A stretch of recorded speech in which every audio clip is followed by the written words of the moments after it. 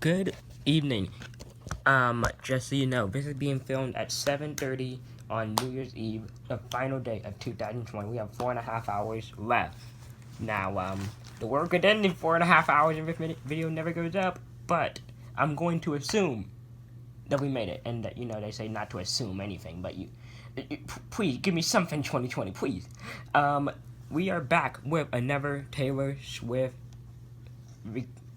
I almost said recovery. No. Discussion review. My God, I really love missing word together. Please make that change in 2021. By the time you're watching this, it is already 2021. So I hope you had a good New Year's. And let's just get the cheap plugs out of the way. So go check out the 1989 video, the first one of this series. That is that was up a couple weeks ago. This is Reputation. After this, I'm filming Lover. So go check those out if you have not already.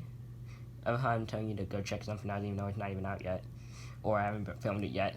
Also, if you are interested in baseball, I'm doing a daily baseball discussion, going and discussing different teams. Another thing, the lights. Yeah, I used to see an AI app since I'm blind, and it said the light was on. But if it's not on, I'm using my flashlight from my iPod. So you're getting like extra double light, so hopefully something works. So anyway, we are here to talk about Reputation. Now, this album, I think it's a good album. It's a decent album. And we're going to go over the songs. I ranked them all because I love ranking. And I haven't listened to these songs in about 2 weeks, which I think is a testament and a good thing because if I just listened to them a couple hours ago, then I guess I could give you more in depth. But also, if I haven't listened to them in 2 weeks, then you know if it's a good song or not, if I'm able to remember actually what this song's about. So, in 15th place at the bottom, we have.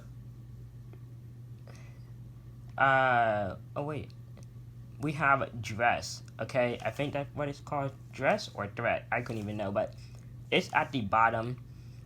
If I remember correctly, one of those slow rhythm songs that don't have much to it, a love ballad or breakup ballad, and I get it. Taylor Swift is really good at writing those types of songs, and I know that this is probably someone's favorite song out there in the world. They're like, oh my gosh, I can't wait to listen to Dress, and they really write slow, methodical song.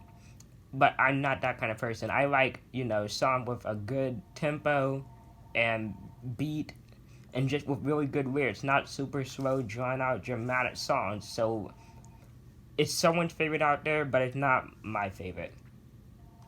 Okay. At 14 we got Dancing with Our Hands Tied. Now, I do remember this one, and it's an interesting song. Like, the first verse is interesting. The chorus is just weird. A little catchy, I guess you could say. I mean, I remember it, so it does its job in that part. But there's just better songs that I like on this album over it. Okay, 13 we have Don't Blame Me. If I don't really remember what this one's about, but I get some of them confused sometimes when you listen to like 60 Taylor Swift songs with like another 60 or something to go. You get them confused very easily. But I believe I remember this one, and I think it was a good song. That's all I have to say. It's a good song. Nothing really stood out to me, because if something stood out to me, I would be able to talk about it. And so number 12, we have This Is Why We Can't Have Nice Things. And I do remember this one. It was a really good song. Well, good, decent song. But also, we can't have nice things because it's 2020, so totally. I really like the first verse and the second verse, but the chorus was a little being honest. Just outside the top 10, we have New Year's Day, as I'm reviewing this on New Year's Eve. This was another slow, methodical song that almost put me to sleep at the end of the album. I'm not gonna lie. Okay, number 10, inside the top 10, we have I Did Something Bad. And this song,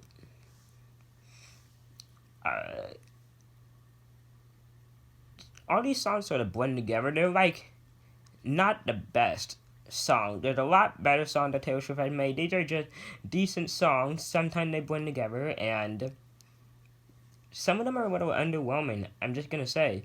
And I think I did something bad if one of those. I mean, it's a good song. It's not one of those songs I'm gonna pull up and be like, oh, well, I'm gonna listen to this for an hour straight, but nah, it just doesn't work. Now we have Delicate at number 9. And, let's say, Delicate is better with I Did Something Bad, so it had that going for it. And, it's an okay song, I guess. I guess it needs some work in some places, but it's not awful. Now we have Call It What You Want, and I think I like the editing on it, like how I like how a lot of her songs. I have to say how like she edits like the sound effect. Not even know if you can call it sound effects. Like the not auto tune, like the sound that are in the background, or like how she pitches some things, like the little sound. And this song has it, and it's really good. I like it in a lot of her songs. So, Call What You Want is a good song, and it comes in at number 8. At 7, we have King of My Heart. And honestly, if I were to redo this, I would switch Call It What You Want and King of My Heart. I would switch them positions, just like Ariana Grande. Ariana Grande references in Taylor Swift songs and Taylor Swift videos. Great job. So, King of My Heart. This sort of nah. At number 6, we have So It Goes. I'm not gonna lie, I don't remember anything about this song. Like, nothing. I don't even know how it got this high. But I believe it was good. At the number 5, we have Look What You Made Me Do. And so when this song first come out, well, let's just back up. So I guess when a lot of songs or stuff come out, the social media world gets absolutely excited and hyped, and I guess I fall into the trap of it being hyped, and so I go into it listening, expecting the best song in the whole goddamn world, and not every song can be the best song in the whole goddamn world, and that's what I thought Look What You Made Me Do was gonna be. I'm like, oh, Taylor Swift, new song, it's gonna be amazing. I hated it when it first came out. Hated it for a different reason than Shake It Off. I don't hate Shake It Off. Shake It Off is way too much overplayed. Look What You Made Me Do, I just didn't like it. But the music video is good.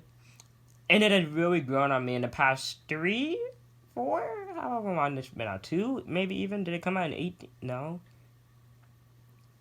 No, 17. It came out in 17. Because Ready For It's on this album, and Ready For It came out in 17. So,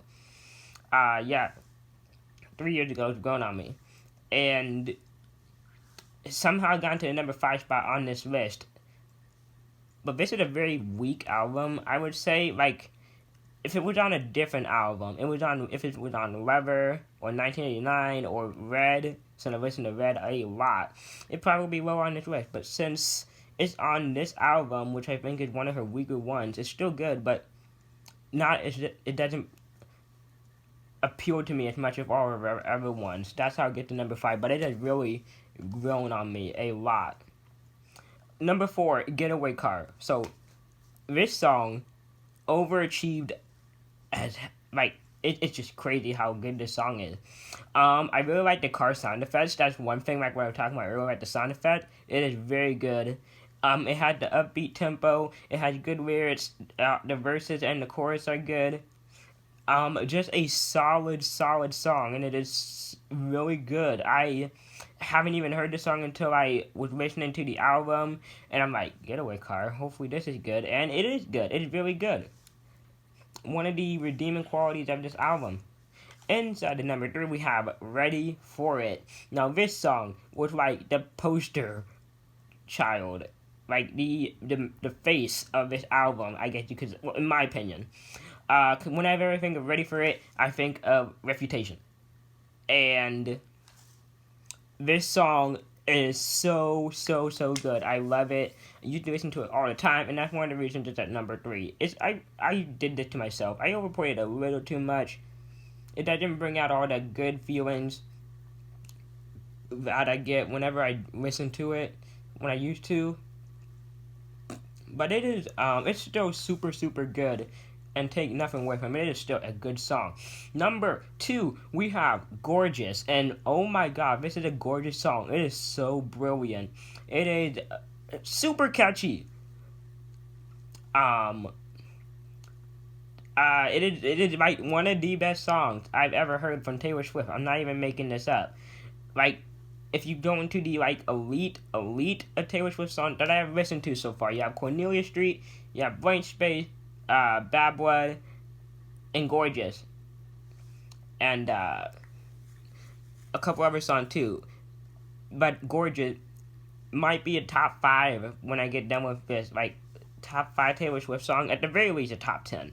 I mean, it is such a banger. It is so, so good. But number 1, we have Endgame. Okay, so it took the name from a Marvel movie, or the Marvel movie took the name from a Taylor Swift song. Either way, it is good. You have Future, so like doing their rap thing, and then you have Ed Sheeran.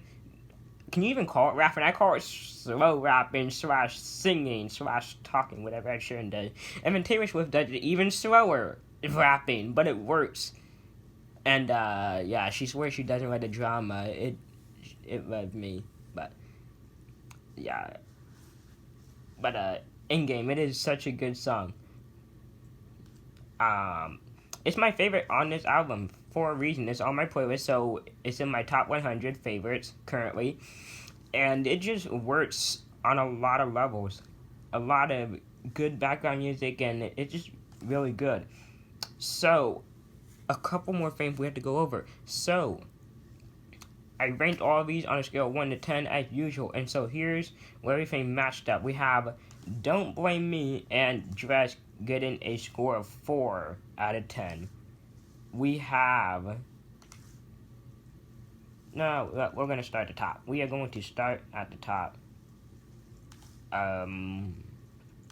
So at the top, getting a 10 out of 10, we have Endgame and Gorgeous, the number 1 and 2 spots. Number 9, we have Ready For It, which was 3. And 8 out of 10, we got Look What You Made Me Do and Getaway Car. Both really solid. With a 7, not so bad. So it goes. With a 7, with a 6, we got Delicate, King of My Heart. Right in the middle of a 5, we have I Did Something Bad and New Year's Day and Call It What You Want. And this is why we can't have Nice Things and Dancing With Our Hands Tied. That's like 5. 5 songs got a 5. So you see a very average album. And then we have Don't Blame Me and Dress getting a 4 out of 10. So you add all of those points up, and you get a 97 out of 150. You get the 150 because there's 15 songs, total of 10 points on each. That's 150. You add a 97 out of 50, out of 97 out of 150. That's a 65% for this album, which is a D. Yeah, 75 to 80 is a B. 85 to 90 is a... No, oh god, I messed it up. 70 to 80 is a C. 80 to 90 is a B. And 90 to 100... So it gets a D. Yay, insert jokes as you please.